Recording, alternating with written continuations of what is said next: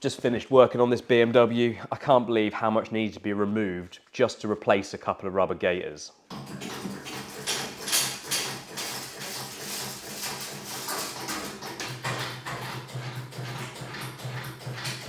So I haven't got the full backstory of the bike, but you can see these gaiters are in terrible condition. Look at the split on that. So of course we had to replace them.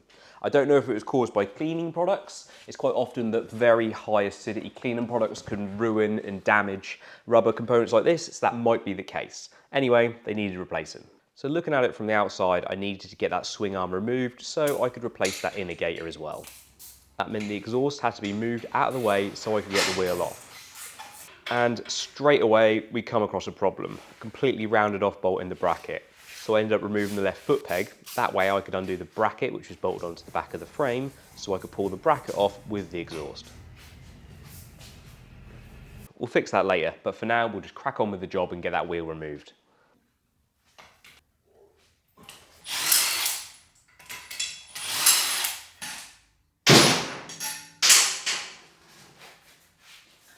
So the wheel's out of the way, I had to get all of the cabling and electronics out of the way. That's the rear wheel speed sensor, along with a brake caliper. Nothing tricky here at all, just routine mechanical work.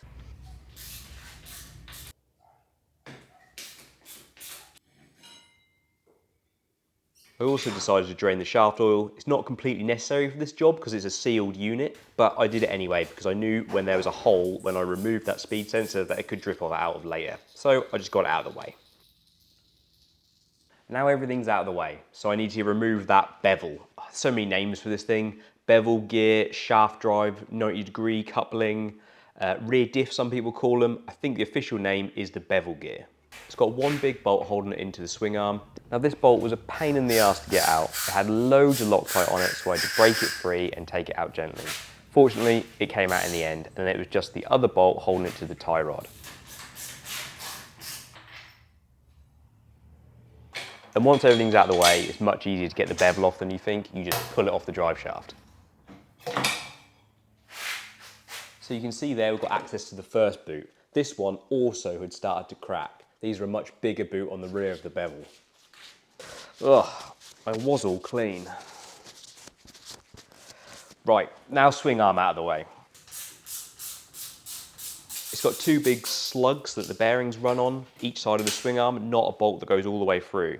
So fortunately, one side comes out really easily, just small Torx bolts, and the other one is the tension one with a sliding pivot bolt. It's quite a clever design really. Rather than having a big bolt that goes all the way through, you just have two slugs that run independently. I quite like it. Much easier to replace, easy to maintain, and actually easy to take apart.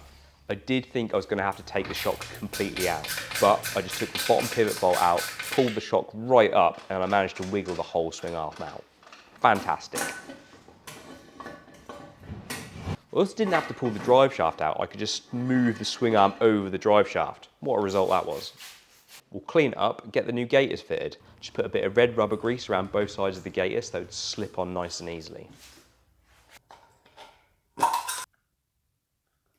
Now here I made a mistake. I put the open end of the gaiter on first, whereas I should have put the coupled or clipped together end into the swing arm and then slid it all on as one. But anyway, I cable tied the end onto the back of the gearbox and then slipped the swing arm over the drive shaft. I then got the swing arm bolted into place along with the shock bolt.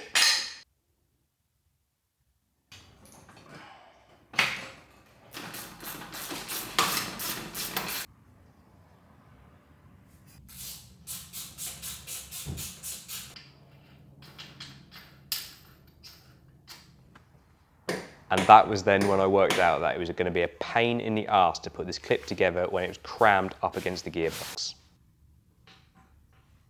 I ended up taking the shock bolt out to try and move the position of the swing arm higher and lower just to help me get it in. It was a nightmare either way. I ended up having to clip the lower half of it in when the swing arm was dropped, and then I lifted the swing arm all the way up and then pushed the boot in when it was at a much higher angle. It was just fiddly and a bit of a pain in the arse. Right, shock bolt back in. Let's look at that back gaiter. So I tried to be clever this time by putting the gaiter onto the bevel hub. Well, that was famous last words.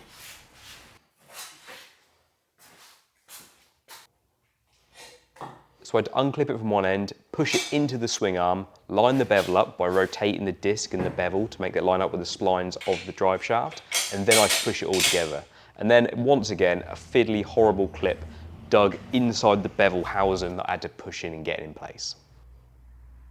But at least we were getting somewhere. So now I had to line up the bolt for the bevel housing. This is a big slug that the bearing ran on, so I cleaned it up, lubed it up, pushed it through once I lined it all up, and then I had to clean the bolt up because it had loads of Loctite on it, cleaned it up, did put an extra dab of Loctite on it, and then we got it back together. Right, so everything's kind of where we want it to be. I get the wheel speed sensor and the brake caliper all fitted on. Excellent, we'll get the number plate bracket and the light all fitted on. And it was at this point when I was spinning the rear hub just to check that the bevel felt smooth, I felt a massive lump and a bit of resistance in a part of the drive. I thought it was from the bevel. We'd had it apart, made sense, you'd look into the bevel. So I started to look into the UJs of the drive shaft. It was actually okay. What it turned out to be was the disc had warped. You could see a bright shiny surface on the back of the disc where it had been continuously rubbing every cycle. The disc was bent. I don't know how this has happened. It's really well protected inside the hub, and it's obviously been happening for a long time, so it needs a disc. Obviously, I don't keep a BMW R9T disc here, so the rear wheel's gonna go back in it for now, so I can get it off the ramp, and that'll be here in a couple of days. And that's this job done. For today, anyway.